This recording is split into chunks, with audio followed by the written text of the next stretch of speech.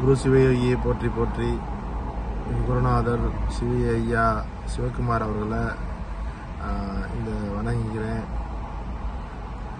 ஐயாவை ஐயாவோட பார்வை நம்ம மேலே படுறது மிகப்பெரிய ஒரு விசேஷமானது. ஏன்னா குரு பார்வை கோடி நன்னே கொடுக்குன்னு சொல்லுவாங்க. அப்படி குருவோட பார்வை எனக்கு எப்படி வருதுன்னா, நிறைய பேருங்களோட வீடியோலாம் பார்க்குறேன். இயல்பாக கடவுள் மேலே எனக்கு சின்ன வயசுலேருந்தே பக்தியான வந்தானா உடலை கொஞ்சம் காணாமல் போச்சுங்கிற மாதிரி பக்கத்தை காணாம பக்தியாக தான் இருப்பேன். பட் கோயிலுக்கெல்லாம் போகிறேன், வாரையெல்லாம் தான் பண்ணுறேன். பட் இருந்தாலும் அந்த பக்தியை எப்படி கொண்டாடணுங்கிறது தெரியலை தான், உண்மையிலே தெரியலை தான். அப்புறம் நான் கல்யாண வாழ்க்கையில் வந்துட்டேன். சின்ன வயசுலேயே கல்யாண வாழ்க்கையில் வந்துட்டேன். சிறு வயசுல நான் 23 கல்யாணம் பண்ணிட்டேன். அப்புறம் வாழ்க்கை கல்யாணம் பண்ண அந்த வாழங்கெல்லாம் அப்புறம் உள்நாடு தான் வாழ்க்கை. வெளிநாட்டு போகிறான் வாரான், வெளிநாடு போகிறான் வாரான் பண்ணுறோம். அப்புறம் வேலை அந்த மாதிரி பழுவெலாம் இருக்கும். ரெண்டாவது சில விஷயங்கள்லாம் எப்படி சொல்கிறதுனா, நம்ம வாழ்க்கையில் நம்ம இப்படி படிப்பு எனக்கு கம்மி தான் எனக்கு. ஆனால் வாழ்க்கையில் இறைவன் ஒன்று செஞ்சுக்கிட்டே வராருல்ல, நமக்காண்டி ஒன்று செஞ்சுக்கிட்டு வராரு. கேட்டதெல்லாம் கொடுக்குறாரு, அள்ளி அள்ளி கொடுக்குறாரு. கேட்டதெல்லாம் அவர் மனசுக்கு என்ன சொல்றது, என் மனசு இருக்கு ஒரு நேரம் கொண்டா கூட மறு நேரம் அவரை சரி பண்ணிடுவார். அந்த மாதிரி தான் என்னோட இறைவன். அப்படிதான் என் கூட இருந்தார், அப்படிதான் இருக்கிறாரு. நான் பட்னியா கிடந்தேன்னா அடுத்த நிமிஷம் எனக்கு அடுத்து ஒரு நல்ல விருந்தே கிடைக்கும் எனக்கு. இயல்பா நான் பட்னியா இருந்தேன்னா அதுக்கப்புறம் எனக்கு அது ஆச்சரியமா இருக்கும். என்னடா அது தனியா அது நமக்கு ஸ்பெஷல் உணவே வர அன்னைக்குன்னு பார்த்து பட்னியா இருந்தேன்னா அது இன்னைக்கு நடக்கும். அந்த மாதிரி அது ஒருலாம் ஆச்சரியம். அதெல்லாம் நம்ம யோசிச்சு பார்க்குறோம், இங்கே இதெல்லாம் எப்படி நடு நடக்குது அப்படிங்கிறத தெரிஞ்சுக்க நினைச்சேன்னா. அப்புறம் சில நேரங்களில் நோயெல்லாம் குணப்படுத்தணும், அந்த மாதிரி இது மாதிரி அந்த ஒரு விஷயம் இருக்குது. அந்த மாதிரி இதை மெண்டு சாப்பிடணும், நல்லா மெண்டு சாப்பிட்டா தான் வியாதி போகும். தண்ணியை மெண்டு குடிக்கணும். அப்புறம் இந்த மாதிரிலாம் சொல்கிறாங்கல்ல சில பேர், சில மனிதர்கள்லாம் சொல்கிறாங்க. அதெல்லாம் நான் கேட்டிருக்கேன். நான் அவரோட இதெல்லாம் ஸ்பீச்செல்லாம் பார்த்துருக்குறேன். வைத்தியமாக கூட இருந்திருக்கேன். அது சில காலங்கள் தான், அது மறைஞ்சிருன்னு எனக்கு தெரிஞ்சிருக்கு. அது மறைஞ்சிருன்னு எனக்கு ஐயா பார்த்ததுக்கப்புறம் எல்லாமே மறைஞ்சிச்சு. எல்லாம் டோட்டலாக எல்லாமே அதெல்லாம் மறைஞ்சு போச்சு. மனசு தெளிவுபடுத்தினா எல்லாமே சரியாகுங்கிறது ஐயா. மனசு சரி பண்ணோம்னா உடலில் உள்ள நோய் குணமாயிரும். மனசு சரி பண்ணோம்னா குடும்பம் நல்லா இருக்கும். மனசு சரி பண்ணோம்னா எல்லாமே சரியாயிடும். எல்லா வாழ்க்கையில் எல்லாமே இன்புற்று வாழ்வோம். மனசு தான் சில விஷயங்களை தீர்மானிக்குது. நம்ம நல்லா இருக்கணுமா இல்லை கெட்டு போகணுமா நாசமாக போகணுமாங்கிறது அதுதான். நான் சமமாக போகணுமா என்பதே அதுதான் சொல்லுது.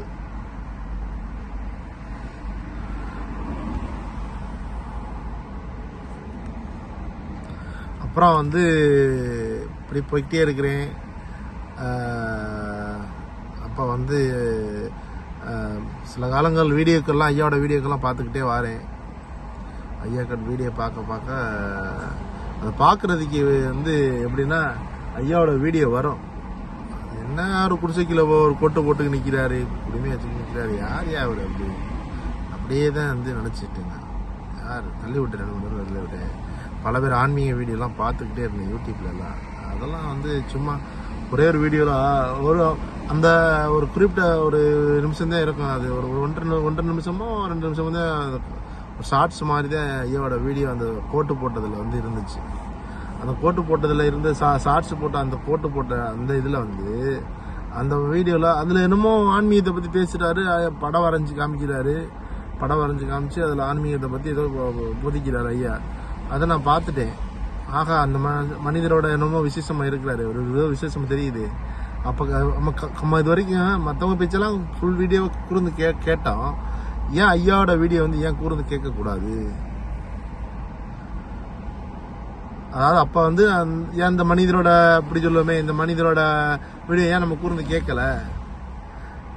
நம்ம அவரு ஏதோ ஆன்மீகன்னு சொல்கிறா அவ்வளோ தெரியுன்னு சொல்லிட்டு நான் ஃபஸ்ட்டு அதுக்கு மேலே அந்த சீக்ரெட்னு ஒரு வீடியோ இங்கிலீஷ் படம் அதை சில பேர் எல்லாம் ரெக்கமெண்ட் பண்ணிக்கிட்டு இருந்தா, இப்போ கூட ரெக்கமெண்ட் பண்ணுறான்னு நினைக்கிறேன். எழுதி வச்சுட்டு அந்த இடத்துல ஒட்டி வச்சுட்டு அப்படியே பார்த்து அப்படியே அதை நான் நினச்சிக்கிட்டே இருந்தோம்னா நம்ம அப்படியே ஆயிடுவோம்னா இல்லை, அது கிடையாது. ஏன்னா நான் வந்து படிப்பு ஒன்று சொன்னேன், ஃபஸ்ட்டில் சொன்னேன், நான் படிப்பு வந்து எனக்கு வந்து இந்த மாதிரி படிப்புங்கிற ஒரு விஷயம் வந்து சரியா இல்லைன்னொடனே நான் வந்து என்ன நினச்சேன்னா, வாழ்க்கையில் முன்னேறதுக்கு என்னென்னா வேலை பார்த்தா நம்ம கஞ்சி குடிக்கலாம், வேலை பார்த்தா சாப்பிடலாம், வேலை பார்த்தா வந்து சில விஷயங்களை அடையலாம், வேலை பார்த்தா எல்லா இதையும் வந்து இது பண்ணலாம். வேலை ஒரு பிரதானமாக இருக்குது. தொழில் செஞ்சோம்னா, வியாபாரம் பண்ணினோம்னா, ஏதோ ஒரு வேலை செஞ்சோம், வேலைங்கிறது ஏதோ ஒரு வேலை, அடுத்தவள்கிட்ட கைகட்டி வேலை பார்த்தாலும் சரி, இல்லை சொந்தமாக தொழில் தொடங்கினாலும் சரி, ஏதோ ஒரு வேலை பார்க்கணும். வேலை பார்த்தோம்னா கண்டிப்பாக முன்னேறலாங்கிறது வந்து எனக்கு முன்னாலே தெரியும். சின்ன வயசுலேயே அப்படி தான் வந்து படிப்பை விட்டே வெளியில் வந்தேன் நான். அதுக்கப்புறம் அங்கிட்டு பல கதைலாம் அப்படி போய் எங்கேயே போய் இப்போ எங்கேயே வந்து நிற்கிறேன், வேறு கணக்கு. அந்த மாதிரி வந்து இந்த சீக்ரெட், இந்த விஷயம் இருக்கு சொன்ன அந்த வேற என்ன சீக்ரெட் அந்த மாதிரிலாம் வந்து அது நான் அதை வந்து ஃபுல்லாக படம்லாம் பார்த்துட்டு அதை கேட்டுட்டு அது அது எனக்கு ஃபர்ஸ்ட்லேயே ஸ்டாடி போயிட்டுலாம் கிடையாது. அது கேட்கறதுக்கு எனக்கு ஃபர்ஸ்ட்லேயே விருப்பம் இல்லை, பட் இருந்தாலும் கேட்டேன் நான் ஃபுல்லாகவே. ஏன்னா நான் வேலை பார்த்தா தான் முன்னேற முடியுங்கிறது வந்து அதில் குறிக்கோளாக இருப்பேன். வேலை பார்த்தோம்னா சில விஷயங்களை வந்து நம்ம காலப்பிரேம ஐயா சொல்லுவார், காலங்களில் வந்து டயத்தை வந்து கொடுத்தோம்னா அது கண்டிப்பாக வந்து அந்த காலத்துக்கு கொண்டே அதை வாங்க வச்சிரும், அதை அந்த பொருளை அடைய வச்சிரும். அந்த அந்த இது அதுக்கு உண்டான உழைப்பு கொடுத்தோம்னா கண்டிப்பாக அது கிடைக்கும், அதுக்கு உண்டான இடத்த நம்ம கொடுத்தோம்னா கண்டிப்பாக கிடைக்கும் அப்படிம்பாரு ஐயா. அதுக்கு வந்து அந்த காலத்துக்கு ஏற்ற டயத்தை கொடுக்கணும், அந்த டயத்துக்கு ஏற்ற அந்த உழைப்பை கொடுக்கணும். அப்போ சில விஷயங்களை அடையலாம், சில விஷயங்களுக்கான காத்துக்கிட்டு இருக்கலாம். அது இன்னும் சொல்லணும்னு எக்கச்சக்கமாக இருக்குது. அந்த மாதிரி சொல்லணும், சில விஷயங்கள் காத்து இருந்திருக்கிறேன், சில விஷயங்களுக்குலாம் வந்து பண்ணியிருக்கேன். சரி, இதெல்லாம் செஞ்சது யாரு?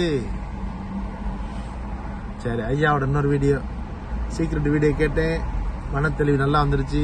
ஏன்னா ஐயாவுக்கு எனக்கு ஒத்து போகுது. ஏன்னா ஐயா வந்து எமக்கும் ஐயாவுக்கும் ஒத்து போனால் தான் ஐயாவோட ஸ்பீச்சு கேட்க முடியும். ரெண்டாவது வந்து அதுதான் எனக்கு தெரிஞ்சுட்டு அப்படி தான் நான் நினைக்கிறேன். ஏன்னா என்னோட விருப்பம் எதுனா, ஐயா வந்து ஒருத்தருக்கு பிடிக்குதுன்னா தன் மனதுக்குள்ள தோன்றது தான் ஐயா பேசுவார்.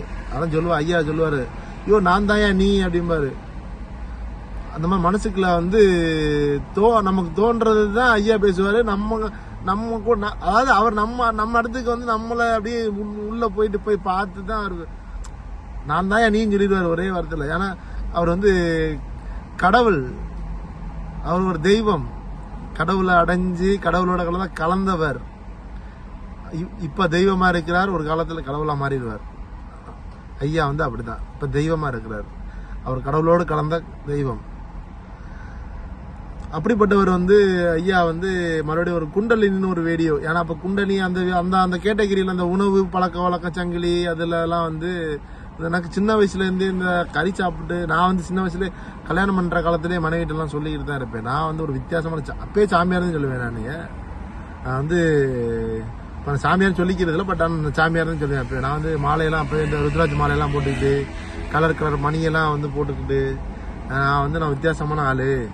நான் வந்து ஆன்மீகத்தில் வந்து நான் கல்யாணம் பண்ணிக்குவேன், நான் வந்து கறிமீன் சாப்பிட்றவன் கல்யாணம் பண்ணிக்குவேன், எல்லாம் அப்படிதான் அப்படின்னு சொல்லி அப்படி ஒரு கொள்கையே வச்சிருந்தேன் இயல்பாவே. ஐயாவை சந்திக்கிறதுக்கு மேலே என்னோட கொள்கை அப்படிதான் இருந்துச்சு. பட் எனக்கு ஐயாவுக்கும் அது ஒத்தே போணுச்சு, உண்மையில ஒத்து போயிருச்சு. எனக்கு நான் அப்படி இருக்குங்கிறக்கெல்லாம் ஐயா ஒத்து போகல. ஆனா ஐயா அதுக்கப்புறம் ஐயா சொல்ற விஷயங்கள் தான், அதுக்கப்புறம் ஐயா சொல்லக்கூடிய விஷயங்கள் தான் மெயின். அதுக்கப்புறம் நமக்கு தெரியாத விஷயங்களா இருக்குல்ல, ஆனா இந்த அளவுக்கு எப்படி தெரியல, எப்படி அது உள்ளுக்குள்ள வந்துச்சுன்னு தெரியல. ஆனா அதுக்கப்புறம் ஐயா கிட்ட இன்னும் நம்ம தேட வேண்டியது, நம்ம தேடுறேன், போறேன் குண்டலினி விஷயம் இது போறேன். அது வந்து குண்டலினிலாம் கிளம்போது அப்ப வந்து நான் வண்டியில இருக்கும்போது கத்திக்கிட்டுலாம் போவேன்.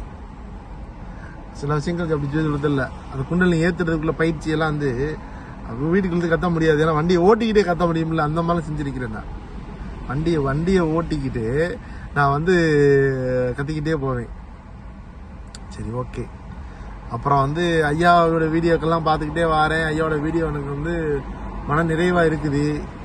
ஆனா வந்து அப்ப வந்து ஐயா வந்து 1000 அதுக்கப்புறம் 1000 இருந்துச்சு, 1000 இருந்து 10,000 நினைக்கிறேன். 10,000 ரூபா இருந்துச்சு அப்ப. 10,000 அப்போ வந்து ஞான வெட்டியெல்லாம் படிக்கிறார் ஐயா. அதுக்கு முன்னாடி ஒரு புக் படிச்சார், என்ன படிக்கிறது இல்லை, ஆனால் ஒரு புக்கு படிச்சிருந்தார் ஐயா. ஞான வெட்டியான் படிக்கும் போது ஞான வெட்டியான் தான் படிக்கிறாருன்னு நினைக்கிறேன் ஐயா. ஞான வெட்டியான் படிக்கிறாரு ஐயா. அப்படியே அடேங்க அப்பா சச்சாங்க பயங்கரமா ஐயா கிட்ட அந்த பதில் எப்படி சொல்ல போறாருன்னு நினைப்பேன் நான். ஐயா எப்படியா பார்த்து பதில் சொல்ல போறாரு ஆத்தை. ஆனா ஐயா அசால்ட்டா சொல்லி விடுவாரு. ஒரே ஒரு விஷயம் சொன்னாரு, அந்த இடத்துல பயங்கரமா இருக்கும். அப்படி பயங்கரமா இருக்கும்ல, இருந்துச்சு, எனக்கு இப்படி இருந்துச்சு. தெரியாத பதிலுக்கு தெரியாதுங்கிறது தான் பதிலு அப்படின்னாரு ஐயா. இப்படி சொன்னாரா, ஒரு கேள்வி கேட்கிறாரு, எனக்கு அது நான் தெரிஞ்சுக்க எனக்கு தெரியாது, அது தெரியாதுன்னு சொல்றதாக நேர்மை, அதுதான் பதிலு, எனக்கு தெரியாது அப்படின்னு சொல்லிடுவேன்னாரு ஐயா. அந்த இடத்துல அந்த நேர்மை, அவரோட நேர்மை பாருங்க. எதையோ ஒன்று சொல்லி அடிச்சு விடலாம் விட மாட்டார் ஐயா. அவர் தெரியாதுன்னா தெரியாதுன்றவர், எனக்கு தெரியாத இந்த விஷயம் நான் துறையில இல்லைன்றவர். மற்றபடி சொல்யூஷன் கொடுக்கறது, அது நம்ம வாழ்க்கையை வச்சு சொல்யூஷன் வந்து நம்ம சொல்றது. ஐயா வந்து ஐயாவோட இது சிக்கிருச்சு இந்த இடத்துல. எப்படி சொல்றது, ஐயா மற்ற சொல்யூஷன்லாம் கரெக்டா இருக்கும், சொல்யூஷன் கொடுத்துருவார் ஐயா. ஆனா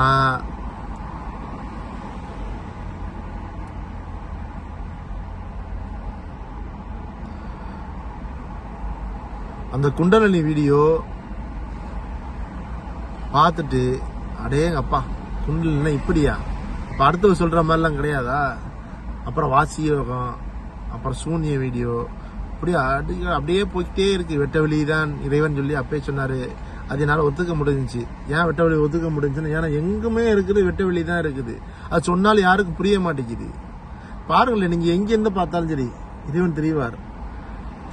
அவருக்குள்ள நம்ம நடக்கிறோம், ஓடுறோம், ஆடுறோம், பாடுறோம். ஐயா சொல்றது என்னால புரிஞ்சுக்க முடிஞ்சிச்சு. நான் அதை வந்து புரிஞ்சுக்க முடிஞ்சிச்சு, வெட்ட வெளிக்குள்ள இருக்கிறங்கிறத புரிஞ்சுக்க முடிஞ்சிச்சு. அதுக்கு ஐயா சொல்லுவாரு, சிவன் பொம்மையை வச்சு சிவனோட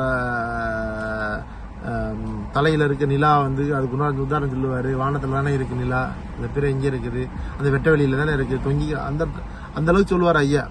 வெட்ட வெளியில தானே இருக்கு, வெட்ட வெளியில இருக்கிறத பொருளா ஏன் வெட்ட வெளியா வந்து ஏன் நீங்க இது பண்ண மாட்டேங்கிறீங்க? வெட்ட வெளிதான் கடவுள், சூனியமா இருக்கு. அது அந்த வெட்ட வெளி நமக்குள்ள சூனியமா இருக்கிறத ஐயா தான் சொல்லி கொடுக்குறாங்க, ஐயா தான் சொன்னாங்க. அதான் ஐயா கிட்ட உபதேசம் வாங்கும் போகும்போது சூனியமா நம்மகிட்ட எப்படி இருக்குது, என்ன ஏது, நம்மகிட்ட இறைவன் எப்படி நம்மளை வந்து தெரிஞ்சுக்கிறாரு அப்படின்னு வந்து எல்லாமே ஐயா சொல்றாங்க. அது உபதேசம் வாங்கும் போது. இப்ப அந்த குண்டலினி வீடியோ எல்லாம் பார்த்துட்டு என்ன பண்றேன் நானு, எனக்கு ஆர்வம், சில நேரங்கள் சூழ்நிலை என்னை வந்து ஐயா சந்திக்கவில்லை. அப்புறம் வந்து ஆன்லைன் கிளாஸ் வந்து, அதாவது கொரோனா பீரியட்ல தான் ஆன்லைன் கிளாஸ் தான். அதுக்கு மேலே ஆன்லைன் நிறைய பேர் அட்டன் பண்ணியிருக்கிறாங்க, ஆனந்த வாழ்வு இதெல்லாம். அந்த கொரோனா பீரியட்ல ஆன்லைன் கிளாஸ் ஐயா வச்சாரு. அப்பதான் ஆன்லைன்ல அப்பதான் வாங்கினேன் நான். ஆன்லைன்ல தான் நான் வாங்கினேன். நான் போய் நேராக போய் கூட நான் வாங்கல. ஆன்லைன் கிளாஸ்ல தான் வந்து அப்போ வந்து ஆன்லைன் கிளாஸ்ல வாங்குறேன். அப்போ வந்து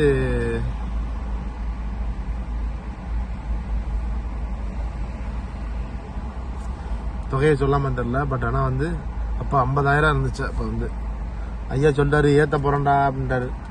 ஏத்தா போறேன், ஏன் பயிற்சி வந்து 5 லட்சம் 1 லட்சம் 5 லட்சம் அப்படி போயிருந்தாரு ஐயா. ஆத்தாடி ஆத்தா, ஏத்துனா ஏத்திடுவார் ஐயா.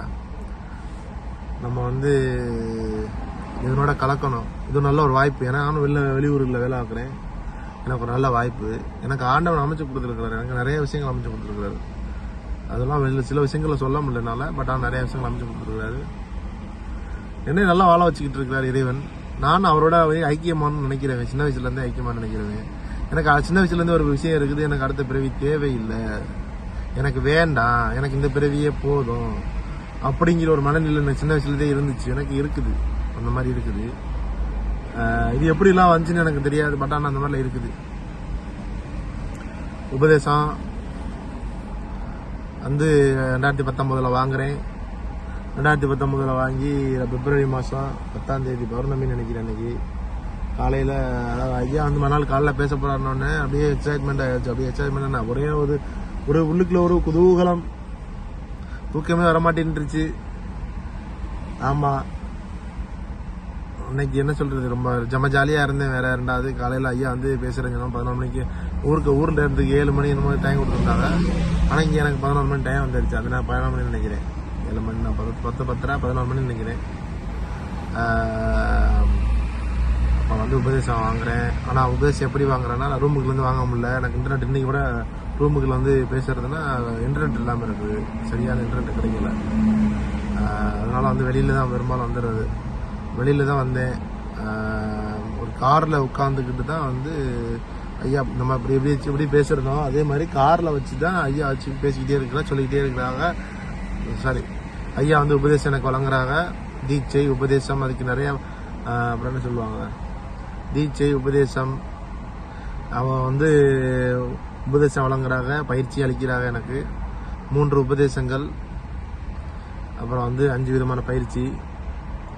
வண்டியில் உட்காந்து தான் நான் வந்து சில விஷயங்கள் செஞ்சேன், கேட்டேன். அப்புறம் வந்து ரூமில் செஞ்சு பார்க்க சொன்னாங்க ஐயா வந்து. அதெல்லாம் ஒரு அப்புறம் வந்து அந்த அன்னைக்கு காலையில் போயிட்டு ரவுண்ட் அடிக்க, அன்னைக்கு ஞாயிற்றுக்கிழமைனால நான் லீவு வெளியில் போயிட்டு ரவுண்ட் அடிக்கலாம் அப்படின்னு போயிட்டேன். நைட்டில் வந்து மறுபடியும் வந்து நைட்டில் தூங்கி எந்திரிச்சிட்டேன். மறுபடியும் அந்த ஐயா வந்து தூங்கி எந்திரிச்சோன்னா தூங்கினேன். ஐயா தூங்கி எந்திரிச்சிட்டு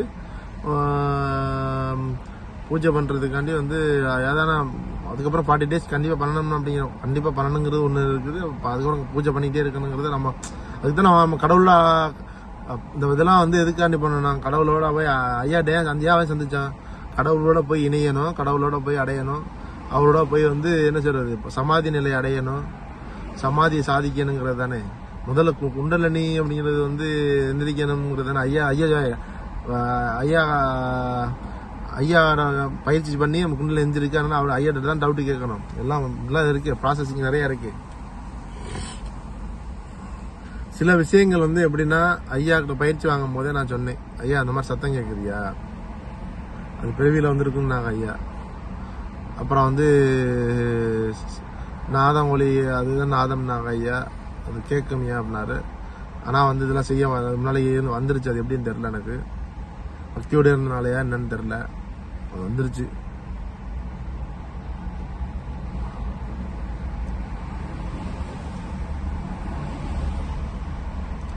ஆனால் வந்து ஐயா சொல்ல சில நிறைய விஷயங்கள் வந்து பயிற்சி பண்ணதுக்கப்புறம் நிறைய விஷயங்கள் நடந்துச்சு. அன்னைக்கு நைட்டு, முதல் நாள் நைட்டு நான் ஐயாட்ட வாங்கினேன் பயிற்சி, வண்டியில் உட்காந்து வாங்கினேன். சில யோக நித்திரெல்லாம் வண்டியில இருந்து ஒழுங்காக செய்ய முடியலனால ஐயா சொன்னா சரி இது போதும் நீ அந்திரியான்ட்டாரு. நான் அன்னைக்கு போயிட்டு வீட்டில் போய் செஞ்சு பாரியானாரு. நான் வீட்டுக்கு போய் செஞ்சு பார்க்கல. அப்போ மறுநாள் நைட்டில் தான் போய் நான் வந்து செய்கிறேன். அன்னைக்கு நைட்டு தான் செய்கிறேன். அதாவது காலையில் வாங்குறேன், மறுபடியும் நைட்டில் வந்து ஒரு மணிக்கு மேலே இருக்கும். நான் மறுபடியும் தூங்கி எழுந்திரிச்சிட்டு மறுபடியும் ஒரு தடவை செய்கிறேன். தூக்கம் போயிடுச்சு, பாதியில் எனக்கு தூக்கம் போயிடுச்சு. ஐயா சொன்ன அந்த உபதேசங்கள்லாம் வந்து மண்டையில் அப்படியே போட்டு அப்படியே ஆனந்தமாக ஆயிடுச்சு ஒரு மாதிரியா. அது ஆனந்தம்னா அது எப்படி சொல்றதுன்னு தெரியல, அது பயங்கர ஆனந்தம். இப்போ கூட அது வந்து எனக்கு ஐயா கூட இருந்து இன்னொரு தடவை மறுபடியும் ஐயா சொல்றதெல்லாம் கேட்கணும் மறுபடியும். அதான் சிவன் பார்வதிக்கு உபதேசம் அளிப்பாங்க. நீங்க சில இதுல பார்த்துருப்பீங்க, சிவனோட இதுல வந்து சொல்லுவாங்க இத்தனை நாள் ஆகும். அந்த 3 ராத்திரி 4 ராத்திரி அப்படி வச்சு உபதேசம் கொடுக்குற உபதேசத்தை அது ஐயா அழகா 3 மணி நேரத்துல வந்து உபதேசம் கொடுத்து, அந்த சிவனே வந்து பார்வதிக்கு வந்து கொடுக்க, பார்வதி கொடுப்பாங்க. அது மாதிரி நம்ம வந்து ஐயா வந்து நமக்கு வந்து நம்மளை வந்து பார்வதி ஆக்கி ஐயா சிவனா இருந்து நமக்கு வந்து உபதேசம் வந்து அருள்றாரு. ஐயா உபதேசம் வந்து சும்மாலாம் கிடையாது. ஐயா உபதேசம் கொடுக்கும்போது உங்களுக்கு இது நீங்க மெய் மறந்துடுவீங்க, தன்னை மறந்து இறைவன் பக்கமே நீங்க இறைவனோட தான் இருப்பீங்க. அதுக்கப்புறம் நீங்க வந்து ஐயாட்ட உபதேசம் வாங்கிட்டா அதுக்கப்புறம் நீங்க எப்போதுமே எந்த ஒரு பொருளை பார்த்தாலும் சரி, எந்த ஒரு விஷயத்த பார்த்தாலும் உங்களுக்கு வந்து என்ன தோணும்னா, எல்லாத்துக்கும் இறைவன் இருக்கிறார், எல்லாமே இறைவன் தான் அப்படிங்கிற ஒரு அது வந்துடும். அதுக்கப்புறம் வெட்ட வழி தான் கடவுள், அதுதான் அப்படிங்கிறது, அதுதான் வெட்ட வழி தான் இதுக்குள்ளேலாம் இருக்குதுங்கிறதுக்கே இது உங்களுக்கு தோண ஆரம்பிச்சு. இது எல்லாமே ஐயாவை சந்திச்சா நடக்கும், அது உண்மையிலே நடக்கும். ஏன்னா வந்து இது வந்து ஐயாவுக்கு ப்ரொமோஷன்லாம் கிடையாது, பட் நான் அனுபவிச்சது தான் சொல்லிக்கிட்டு இருக்கேன். ப்ரொமோஷன்லாம் பண்ணலாம், நான் ஐயா வந்து ப்ரொமோஷன் பண்ணலாம். நான் நிறைய பேரை வந்து ப்ரொமோஷன்லாம் பண்ணி நிறைய ப்ரொமோஷன் என்ன, நான் பற்ற இன்பம் பெருகை வையகம் வான்பற்றி நின்ற மரபரில் கூறினீர் ஊன்பற்றி நின்ற உணர்வொரு மந்திரம் தான் பற்ற தலைப்படும் தானேன்னு சொல்லி மந்திரம் சொல்றதுக்கு உள்ள அந்த இது வந்து அந்த இது வந்து அதாவது வந்து நான் பற்ற இன்பத்தை எல்லாருக்கும் தெரிஞ்சுக்கணும், எல்லாரும் அனுபவிக்கணுங்க சொல்லும் போது என்னை கேலி பண்ணாங்க. இப்போ கூட அப்படிதான் போய்கிட்டு இருக்கேன். நம்ம வீட்டில் நம்ம முதல்ல மதிக்கணும். ஆனால் என் வீட்டில் உள்ளவங்க எல்லாரும் வந்து பார்த்துட்டாங்க ஐயாவை, அது வேற கணக்கு. பட் இருந்தாலும் நம்ம உபதேசங்கிற ஒன்று இருக்குது, அதை சொல்லி ஐயா தெரிஞ்சுக்கிட்டோம் வச்சுக்கிட்டோம்னு சொல்கிறோம். அதை யாருமே கேட்க காது கொடுத்துட்டு வாங்க மாட்டேங்கிறாங்க. நம்மகிட்ட பேருக்கு நம்ம அறிவுறுத்துறோம், அவங்கள்ட்ட காசு இருக்குது, பணம் இருக்குது, எல்லாமே இருக்குது, அவங்கள்ட்ட அப்படி இருந்து கூட அதை கேட்க விரும்பலை. அவங்க பக்தி மேலே இல்லை யாருமே. அவங்களுக்கு பக்தி தான் செய்யணுங்கிற எண்ணம் விட்டுட்டு அவங்க என்ன நினைக்கிறாங்கன்னா, தான் பக்தி செய்யணுங்கிற எண்ணத்தை விட்டுவிட்டு நம்ம வந்து என்ன சொல்றது, நம்ம வந்து காசு சமைச்சா போதும், நம்ம வந்து நல்லா அப்படியே என்ன சொல்றது, பக்தி செய்யணுங்கிற எண்ணமே இல்லை. காசு மட்டும்தான் குறிக்கோளா இருக்குது. ஆக்சுவலி சொல்ல போனா பொதுவாக சொல்லிடுறேன், அதை காசு மட்டும் தான் வந்து குறிக்கோளா இருக்கு. மற்றபடி யாருக்குமே இந்த பக்தி செய்யணுங்கிற எண்ணம்லாம் இல்லை. சும்மா ஜாலிக்காண்டி சும்மா கோயிலை வச்சுக்கிட்டு திருவிழா நல்லது கெட்டதுன்னு சொல்லிட்டு சில விஷயங்கள்லாம் திருவிழா அதே கடவுள் தெரிஞ்சுக்கிட்டு திருவிழா கொண்டாடுனா, திருவிழாவில் ஆடுனா அது எப்படி இருக்கும் யோசிச்சு பாருங்க. அது வேற, அதுதான் உண்மையான கொண்டாட்டம். நீங்க எல்லாரும் நினைக்கிற மாதிரி வந்து நீங்க வந்து நீ திருவிழா நடத்துறிய மேல் அடிக்கிறாக ஆடுனோம்னா கொண்டாட்டம்னு நினைக்க முடியாது. ஒரு மனுஷன் இறைவன் தெரியாம கொண்டாடுறான்னா அது வேஸ்ட் தான், குப்பைக்கு சமம் தான். அது இறைவன் தெரியாம கொண்டாடுறது வந்து குப்பைக்கு சமம். என்னைய பொறுத்தது அதுதான். இறைவன் தெரிஞ்சுக்கிட்டு யாரா இருந்தாலும் கொண்டாடுங்க. அதுக்கப்புறம் உங்க கோயிலா, சர்ச்சா, மசூதியா, இல்ல இன்னும் புத்த கோயிலா, எந்த கோயிலா இருந்தாலும் சரி, ஓகே. இறைவனை தெரிஞ்சுக்கிட்டு இறைவனை வந்து புரிஞ்சுக்கிட்டு அதுக்கப்புறம் நீங்க போய் அங்க கொண்டாடுனீங்கன்னா அதுல ஒரு அர்த்தம் இருக்கு. நீங்க ஜாலிக்கு பண்றீங்க, என்ஜாய்மெண்ட்டுக்கு பண்றீங்க, ஆனா பக்தி நமக்குள்ளதான் செய்யணும் அப்படிங்கிற எண்ணம் வந்துடும் உங்களுக்கு. அப்ப நீங்க உங்களுக்குள்ள பக்தி செய்யும் போது எல்லாரும் மேல அன்பு வந்துடும். அன்பு வந்தா காதல் வரும், காதல் வந்தா எல்லாமே அன்பு, நேசம், பாசம் எல்லாமே வந்துடும் இந்த உலகத்துல.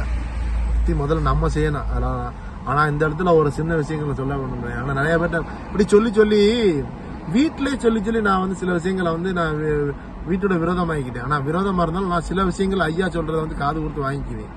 அதை வந்து நேக்கா சொல்லிட்டு அப்படியே ஒதுங்கி வந்துக்குவேன். நேக்கா சொல்லிட்டு அப்ப சொல்லிட்டு நம்ம சொல்றோம், வற்புறுத்துறோம். ஃபர்ஸ்ட் ஸ்டார்டிங்ல ரொம்ப வருத்தப்படுத்திவிட்டேன். அது கொஞ்சம் ஆனா அது ஐயா சொல்லுவாரு, ஐயாவோட வீடியோவே நமக்கு வந்து மருந்து மாதிரி தான். சில விஷயங்கள்லாம் ஐயாட்ட நேர போய் சந்திக்கிற அவசியம் இல்லை. நான் ஐயாவோட வீடியோ பார்த்து அதுக்கு மருந்து சொல்லிச்சு என்ன, ஓகே இந்த மாதிரி செய்யக்கூடாது. அப்புறம் ஐயா நேரடியாக கூட்டிட்டு போகும்போது அப்போ ஒரு வார்த்தை சொன்னாரு, யாரையும் இந்த அன்னைக்கு அந்த மெசேஜ் இருக்குது, யாரையுமே வந்து வற்புறுத்தி கடவுளை அடைய வைக்க முடியாது. அது அன்பு மலரணும் அப்படின்னு சொல்லியிருக்காரு ஐயா. அன்பு மலர்ந்து அது வந்தா தான் வந்து பக்தி செய்யறதுக்கு. அது எனக்கு அன்பு மலர்ந்துச்சு இறைவன் மேல. இறைவனை பார்க்கணும், வைக்கணும், எனக்கு அவரோட கூடி இணையணும்.